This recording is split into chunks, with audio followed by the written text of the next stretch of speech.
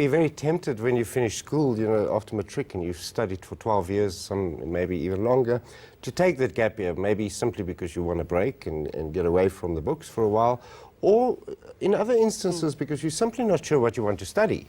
But certainly my advice is think twice, because you will be put back in some way when compared to your peers who may go to study directly or not decide to take a gap year but do something else. But there may be cases where the young person has no choice and the family has no choice. They need to take that step back. What would you advise in such a case where really, genuinely, they need that time out? Absolutely, there are many such instances, and I think the whole idea of a gap year has evolved. So many years ago, it was very much associated with the concept of you take a year and you do pretty much nothing. And I think that's where the key is. It evolved into something different, and the key word today is that it must be productive. So don't take a gap year and do nothing. So that gap year needs to add value to your life going forward, your long-haul game. So I think to answer your question, yes, in some instances you have to take a gap year, be it by choice or by circumstances, but make sure it's productive. So when you say productive, you're not necessarily talking about going out there and earning some money or making a living. Well, making a living is not really what I'm professing, but getting a job, earning some money, even waitering, getting some work experience, some exposure So to learning in some way. learning in when you cannot some study. way, even if you're not studying. The alternative, of course, is a form of a short learning program, distance program.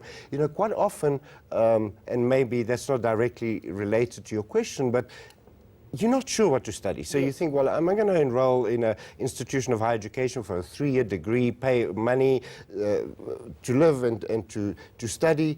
And that's not what I want to do. So a shorter kind of, maybe a 1-year higher certificate is an option, or short learning programs. There are many very good short learning programs from a couple of days to a couple of weeks out there that would add value. Yeah, and I guess in today's world of digital technological advances, you could also do stuff online as well. Absolutely. Of course, online learning is moving fast forward today. But again, maybe not everybody has access to online facilities all the time. So there are alternatives, but online makes it much easier if you are able to access online facilities. And I suppose the other challenge, Peter, is that you know it's tough enough getting in with your own class of, say, 2018 into that. Now you're going to have to deal with, after a year, 2018 and 2019 having to find a place. Absolutely, is that a common yes, challenge? Yeah? it is a challenge. You know, traditionally institutions of higher education won't keep your place warm, like I call it.